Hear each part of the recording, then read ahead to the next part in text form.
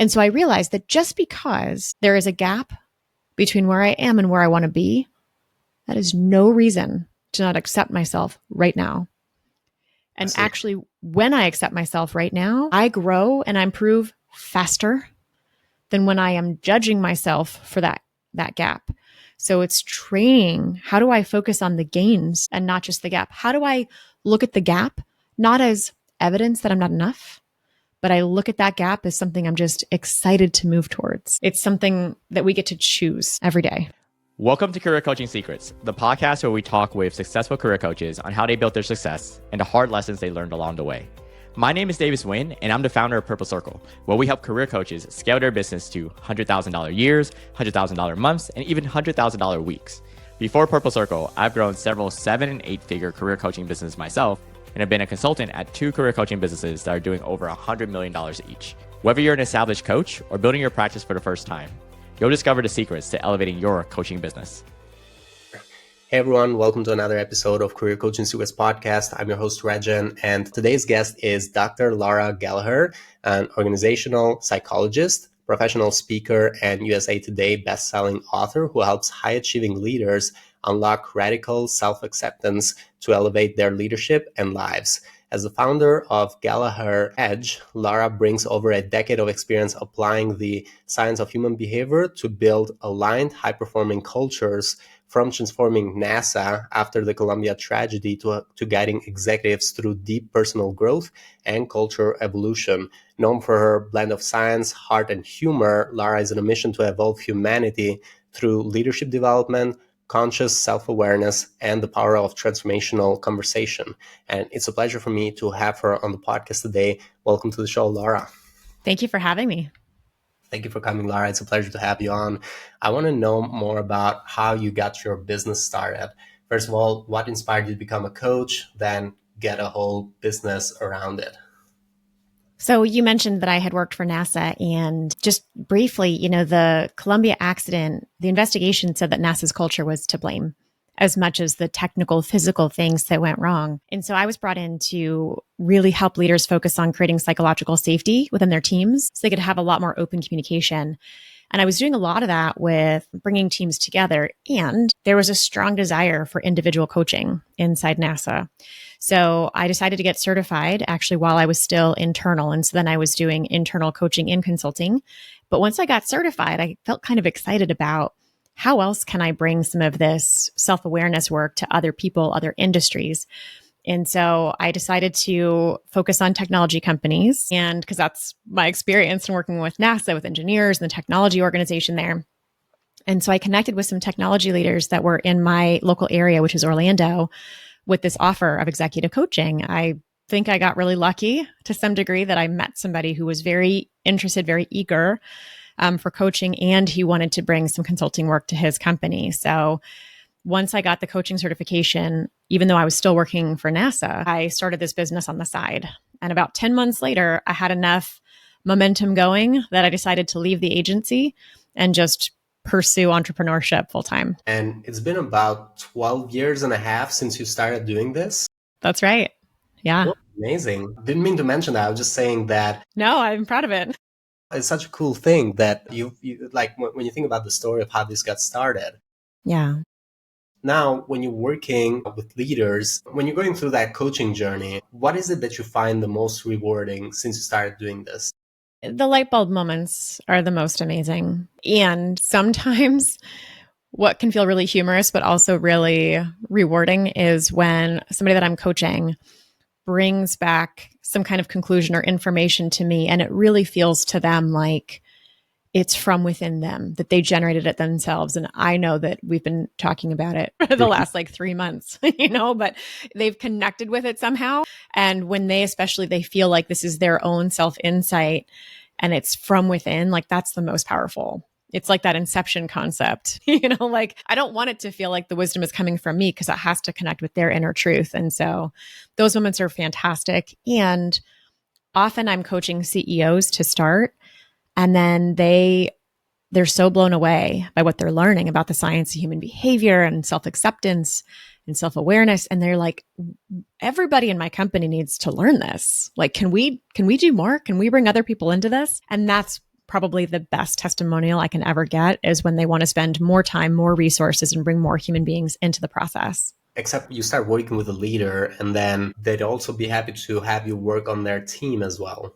Absolutely. Oh, yeah, because they can see, for example, they'll learn about their own defense mechanisms. And in that process, they're like, oh man, I can see the defense mechanisms that everybody else on my team has. What if they learned this too? What if we were all in this together?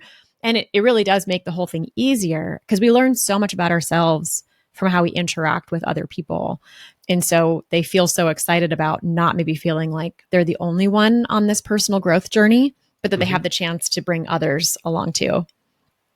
So I'm guessing you also do, since you're working with a team, you also do like a 360 evaluation of the leader as well, right?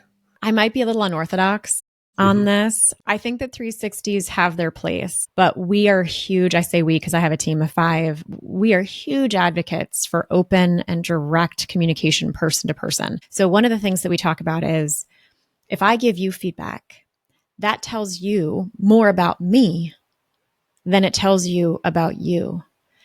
And so in a lot of 360 feedback assessment processes, that information is lost because the data is anonymized or it's maybe it's put into groups. So you know if it's coming from direct reports or peers, that kind of thing. But if I don't know who's actually giving me the feedback that I interrupt them too often, or I don't know who's giving me the feedback that they actually want to feel more included in my decision making, it becomes very difficult for me to make meaningful changes in the individual relationships that I hold. So especially if there is a desire for a 360, I do it very differently. I have what I call an alignment conversation. So it'll be me with the person I'm coaching. And then if they do have a boss in the organization, their direct boss. And the 3 of us are on a call together. And the coachee talks about what they want to focus on. And then I ask the leader of that coachee to provide their feedback.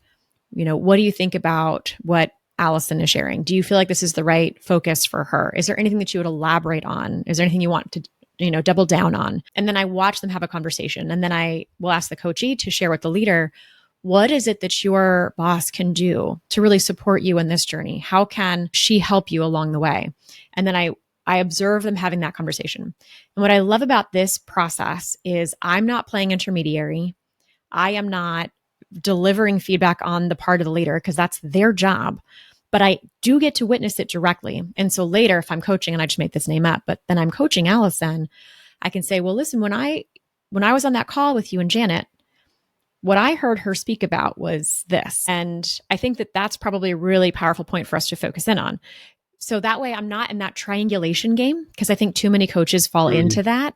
And people in organizations even rely on that. And it's not the point of it. I want people to learn how to have these kinds of conversations directly with each other. It can take courage, but it's transformational. Actually, now that you're saying it, that makes a lot more sense than 360 because, yeah, you actually get to see it there. You're there. You're not just taking their separate thoughts, which might leave some space for like interpretation, might not. Yes. So there's always that.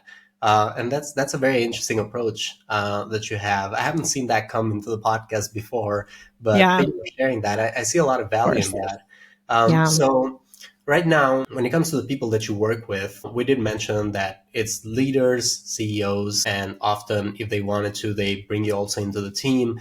But when it comes to these leaders, do they some part of like a certain industry? I can imagine science, but is there a certain industry that you typically find these clients from? Or like, how would you describe the ideal client profile?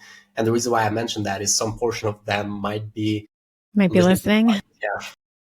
So, I'm a little bit of an anomaly too, in that I have 2 sides of my business. So on the organizational side, like I said, yes, it's primarily CEOs. And actually I am busy enough in my day to day that I don't really coach anybody who's not in a CEO role from the organizational side. I do have other coaches on my team who are fantastic, and it's not industry specific. It really has to do with the psychographics of the leader. So if you are a leader who is really people focused, but there's just like a handful of folks that you can't seem to connect with, or you find yourself getting maybe more triggered than you want to, like that's the kind of leader that I want to work with. But on the other side of it, I've actually been really excited this year in particular, finding high achievers who want to continue to be high achievers, but they're so exhausted from feeling stressed out all the time and like they're fearing that sense of burnout. And those are the people that I want to coach, but I do it in more of a group format. I do it in my workshops. I do it through my, digital courses, through the community. And so I really have two types of people that I serve, but the psychographics I think are pretty much the same. It's just, is it the organizational context or is it that human being who is just so ready to stop working for their worth and they want to start just, working with ease without losing their edge? And when it comes to high achievers, most of them you would say are still leaders, right? I think a lot of them are. Yeah, a lot of them are probably somewhere in, you would call it the middle manager layer. I call it connecting leaders. But I think that there are some really fantastic individual contributors too, who like they have that go-getter attitude and maybe they're even being like passed up for promotion and they're not quite sure why. And it's because there's a piece of their drive and their ambition it's working really well as an individual contributor. But if they don't shift some of how they're working with other people, they might not get promoted into that leadership role. So sometimes it's about how can I help them bridge that gap? How can I help them elevate their self-awareness so that they can develop the kind of connection and people skills that organizations really want to see before they promote them? Amazing. So to dive a little bit deeper into this, when it comes to now that we know who you work with, I also want to dive a little bit into how that engagement looks like. So how would you describe your program or programs? You mentioned group coaching and one-on-one coaching. How would you describe like the engagement of working with a leader? Is the program of a certain length? How would you describe that? And this is probably to save you like a complimentary call or like... Yeah, that discovery call. So I have a program that's called Stress Detox for high achievers because the majority of the high achievers that I work with are in such a constant state of stress. I'll even tell this little story, this little parable. You may have heard it about this older fish who swims by two younger fish and says, "Morning, boys, how's the water?" And they keep swimming. And one young fish looks at the other young fish and says, "What the heck is water?" And I think that is stress to a lot of high achievers. So many high achievers are in such a constant state of stress that they're not even fully aware of how stressed out they are. But it manifests in all of these ways. It negatively impacts their relationships. It negatively impacts their sleep. They start to develop physical pain or even illnesses in their body, all of these things. And so Stress Detox for High Achievers is this 5-week program that I do. It's virtual, but it's live and I keep it really small. I like to keep it around 10 people so we can form a sense of community. And it's only 2 hours a week. And of course, there's homework and things to do in between. But in these 2 hours, we do so much. So every week, there's an element of structured experience designed to raise self-awareness. Of course, I'm going to teach them some concepts. How can you apply the science of human behavior to your life? They do a lot of work in like small groups so they can be open and vulnerable with each other. One of the best things for high achievers to learn is you're not alone. Like whatever you're struggling with, whatever you're feeling, some of the maybe shame that goes along with feeling like I'm struggling. Why is this not hard for anybody else? In my workshops, people are blown away to see like CEOs or senior vice presidents and they're saying the same thing that I'm feeling over here. And they're like, wow, I thought you had it all together. And so when we can just connect people on that human level, that immediately starts to decrease stress. So that's like my signature offering. And that's how that work goes. And then there's an ongoing community aspect. So once you've graduated from that program, you can opt into that community. And then we bring lots of people together who have this shared understanding now that self-judgment is the true source of stress. And so if you can learn to practice that radical self-acceptance, you can radically decrease your stress, but still be that high achiever who has an edge. Cool. So Stress Detox for high achievers. I can imagine you mentioned two audiences. So the high achievers and the CEOs. Does this fit for both? It does. I will have CEOs in the group sometimes. I think, often the CEOs do like to work with their direct leadership teams. Mm-hmm. And so I think that's probably more common. But yeah, absolutely. I mean, I have leaders of all levels and I have people of all ages that are part of that Stress Detox for High Achievers cohort. And how many months was that? Oh, it's only 5 weeks. 5 weeks. Okay, I Yeah, see. so it's deep. We hit it hard, we hit it fast. There, like I said, there's a decent amount of work and homework for people to do in between. And there's the ongoing community that people can opt into. So they have that like regular touch point. Hmm. But yeah, it's 5 weeks. It's a powerful 5 weeks, but it's 5 weeks. So it's really meant to be like, hey, are you looking for, I'm never a big fan of like quick fix because Hmm. nothing is a quick fix, but we can do a lot of paradigm shifting. And the Hmm. way that I look at that is you can shift your trajectory. Even a few degrees of changing your trajectory over time creates exponential difference. And that's what these 5 weeks are meant to do. It's meant to completely shift the relationship that you have with yourself so that you've learned how you can unchoose stress without unchoosing this life of being a high achiever. Yeah, so the impact of it just continues to become bigger over time, but these 5 weeks are essential for that shift. Yeah, it's learning a process to like unwind the stress. Unwind is even one of the frameworks that I teach, in the workshop itself. How do I work to shift that story in my head, work to shift that narrative? Because stress is a choice, which is one of the most annoying things I ever learned, but it's true. And so once you learn, well, how am I choosing it? And what are my payoffs for choosing it? Then you can learn how to unchoose it as well. Amazing. So for the ones that stay in the community, is there also sessions that happen in the community, like group sessions? Yep, there's group sessions. Yeah, every single month, spending time together. And then, of course, there's self paced content. So people are wanting to just dig deep, remember a concept, because it can be a lot to try to hold in your brain. And Hmm. we like to say you can never sit in the same river twice.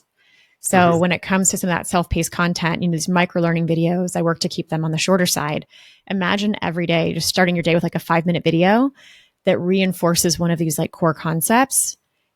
Transformational impact. I was actually just talking to somebody this morning who said, I've been finding that it's so much easier to work with people. And at first I was thinking that it was just them. And then I realized, no, it's me. Like she was experiencing other people as easier to work with because she had been making so many shifts for herself.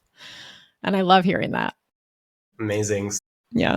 Well, hopefully this gives a lot of clarity to a lot of leaders on how this works and more people can like take that first step towards stress detox. I hope so. So I wanted to also ask, and this question is more about the coaches who are listening. When it comes to you finding your audience or them finding you, what marketing channel do you find that is working very well for you right now? Word of mouth is still my primary. It is still the strongest. Mhm. So, and this is true, I think, for a lot of business owners. When you kind of get that flywheel going of, and even Davis talks about this, right? With Purple Circle, like you've got leads coming in and you've got the sales coming in, but the results. And I think that when you're getting those results, that people can't help but talk about it.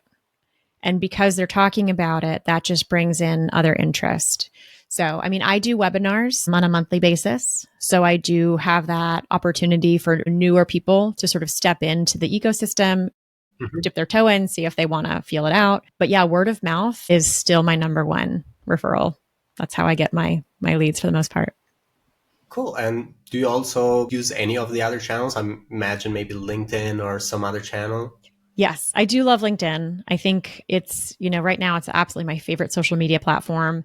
I do think that there's probably a lot of, my audience on Instagram as well, but LinkedIn is such a positive platform, at least the way that I've curated my feed. And such a like, we want to lift each other up, we want to celebrate each other. And so I post pretty much every single day on LinkedIn. If anybody's interested in some of this, content and topic, like, connect with me or follow me or whatever, because I really want to bring this. I want to create like a self-acceptance movement. And LinkedIn has been my primary social media channel for sure. I want to dig deeper into that, what you just said right now. So looking to the future, let's say 1 to 3 years into the future, do you have any specific goals that you're working towards for your coaching business? Absolutely. Yeah. I have several specific goals. We've been most of the growth that I've had over the last decade really has been more focused on the organizational consulting side. And I think there's a lot of growth potential there. But when I think about the community that I'm working to build, I really want it to be, I would say, in the hundreds. Right now, we're still small and there's a lot of benefit to that. Like still really like sometimes how small it is because it feels easier for people to be open and vulnerable. But my vision for the future is that this community is not just looking to me as the self-acceptance expert, as the stress detox expert, but rather these people are playing that support for one another. And so if we can build this community to be 200, 300, 500 people, and I could see us actually having, internal ambassadors, these people who have become sort of like super students and feel really excited actually about stepping into that kind of mentoring role as well, sharing the things that they have learned. That vision gets me really excited. Yeah, because when you think about it, this is like ongoing work. There's no Constant. way that you'll just fix stress once. I know. I literally have Journey tattooed on my wrist right here. I got this about 6 years ago.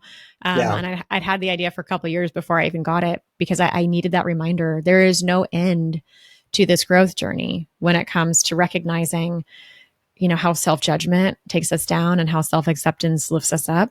Every new level of self-acceptance unlocks a new level of self-awareness, which brings about new judgments to then practice acceptance around. It's this really crazy spiral that once you know that that's happening, you stop looking at the surfaced self-judgment as a bad thing. And it becomes, oh, I'm so happy that I've uncovered this distortion in my self-concept because it's not real.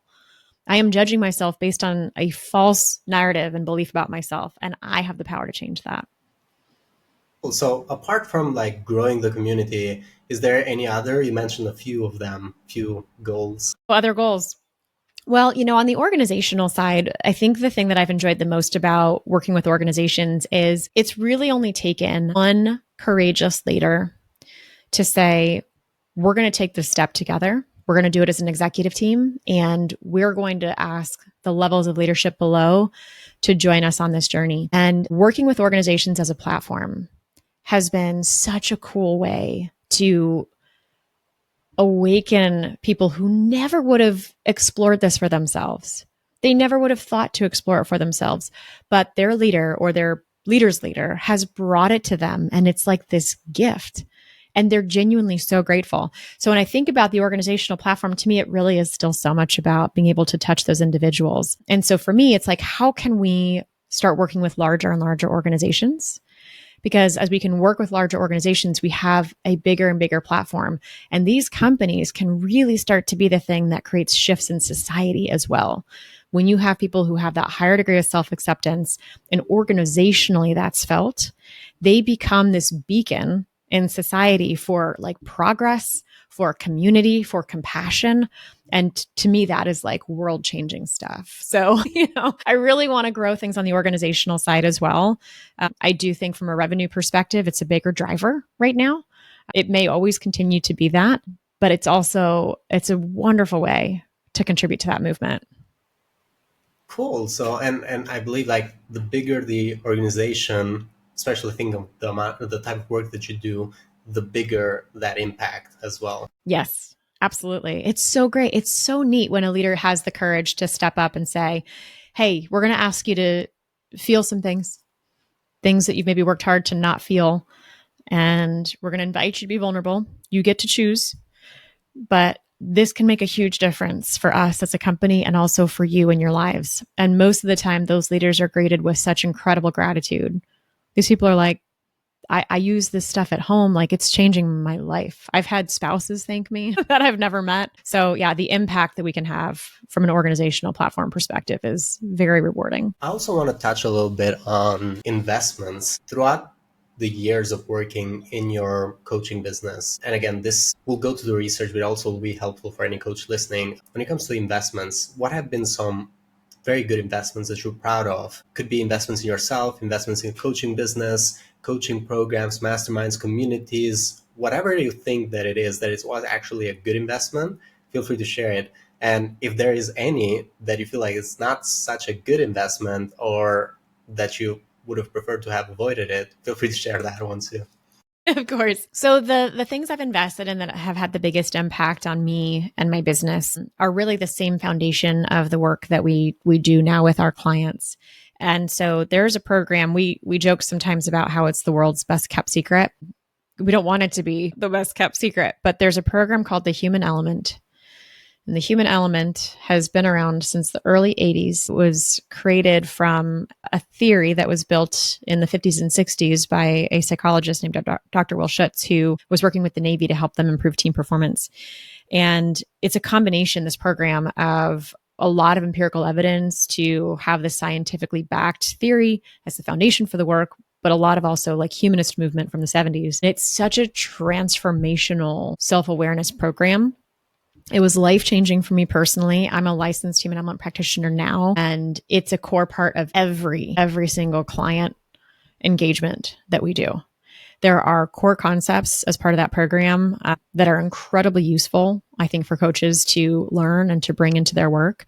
So that one, absolutely. We don't even let people work with our clients if they're not a licensed human element practitioner. So as I'm growing my team, that is a prerequisite. So that's the biggest one. And then there are many other programs that I have done that use a lot of the same core concepts and theories that are really designed to like dig deep into that self-awareness work, including a program called Radical Collaboration. Very powerful 3-day workshop. It's also a book. There's a couple different editions out. Fantastic book. It has a lot of research. It has practical exercises. It has imageries. So good. And then there's a mentor of mine, Judy Bell, has done a couple programs around authentic leadership. And those have also had a huge impact on my life. Amazing. So also probably your clients, right? Yeah.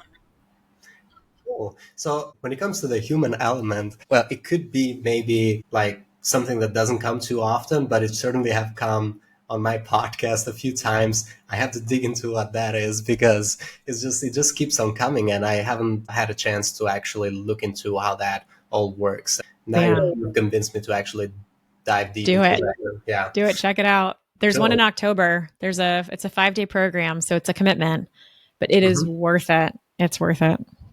Thank you. Thank you for sharing that. So in terms of challenges right now and thinking also of your goals, what would you say is a challenge that you're trying to solve for next in your coaching business? Where do you feel that bottleneck is right now for you to get to, let's say, for the community to go to hundreds, or like even work with larger companies on the organization side? Where do you see that bottleneck right now?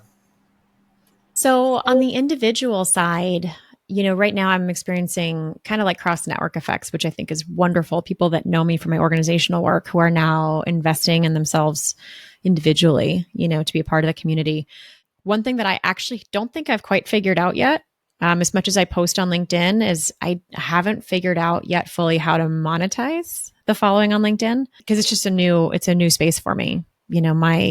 My clients and my leads and my sales were all coming from word of mouth and referrals, or maybe if I would do a speaking engagement in the community, but working to find more of those individuals and like, how do I make sure that my content on LinkedIn is really speaking to them in a way that inspires them to take that next step? So that's a big challenge that I'm actively working to solve right now.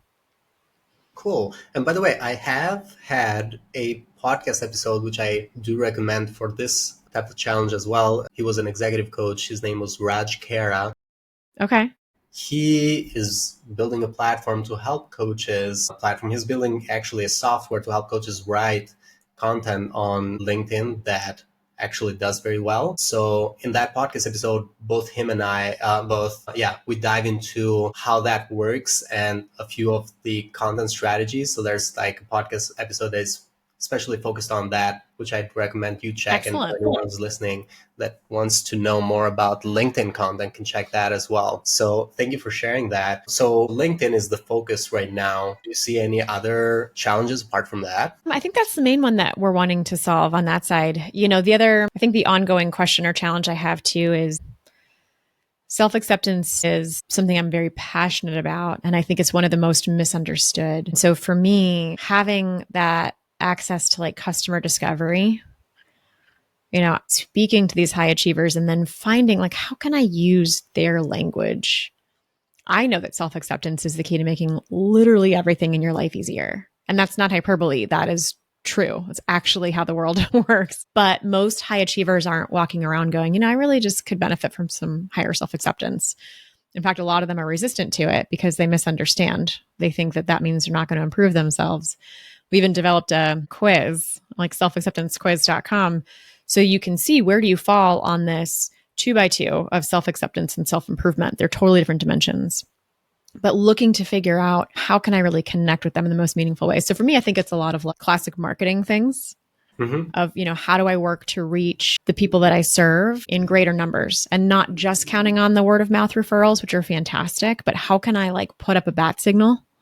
How can I put up a beacon that says like, if you are this and you're feeling this and you want to feel this, this can help. My challenge is that self-acceptance solves so many problems that it's really just, I got to focus in on a couple at a time, maybe even one at a time. Yeah, I always feel like, especially for leaders, and actually not just leaders, but when it comes to self-acceptance, I feel like it's a challenge for almost everyone, because in order for you to accept, you are fighting against the fact that you feel like you haven't arrived there yet, where you actually might be there, or you might go to 80 years old and still haven't arrived, which sucks. You just spend all your life and you've never accepted it. So yeah, what you're saying is actually so profound. Like, I just want to double down on what you're saying, because this sentiment is actually what inspired me to recognize that I wanted to practice self-acceptance. I realized I'm never going to hit a point where I'm like, you know what? I think I'm done. When am I going to feel like I'm done growing? When am I going to look at myself and say, there's nothing left to improve? I realized I'm never going to hit that. That's part of this, this journey tattoo. And so I realized that just because there is a gap between where I am and where I want to be, that is no reason to not accept myself right now. And actually, when I accept myself right now, I grow and I improve faster than when I am judging myself for that gap. So it's training. How do I focus on the gains and not just the gap? How do I look at the gap, not as evidence that I'm not enough, but I look at that gap as something I'm just excited to move towards. It's something that we get to choose every day. That you say we get to choose, because sometimes it's not obvious that we have that. Yeah. Yeah, we have a lot of choice. Thank you. Thank you so much, Laura, for coming today. It was a pleasure to have you on the podcast. For anyone who wants to connect with you or find you, they can go into LinkedIn, Laura Gallaher. They will be able to find you there. There's also the website, lauragallaher.com. Is that correct? Yep. Cool. And or drlauragallaher.com. And if anybody's interested in this topic that we've been getting into on self-acceptance, I would say check out that quiz, just selfacceptancequiz.com. It only takes like 3 or 4 minutes to complete it. And then you're going to get your report within about a minute. And then you'll get these coaching emails from me as a follow-on to help you figure out what are some steps you can take to be high on both self-improvement and self-acceptance. Thank you. Thank you so much, Laura. Thank you for coming today. It was a lovely conversation. Thank you for having me. That's it for this episode of Career Coaching Secrets. If you enjoyed this conversation, you can subscribe on YouTube, Spotify, Apple Podcasts, or wherever you're listening to this episode to catch future episodes. This podcast was brought to you by Purple Circle, where we help career coaches scale their business to $100,000 years, $100,000 months, or even $100,000 weeks, all without burning out and making sure that you're making the impact and having the life that you want. To learn more about our community and how we can help you, visit joinpurplecircle.com.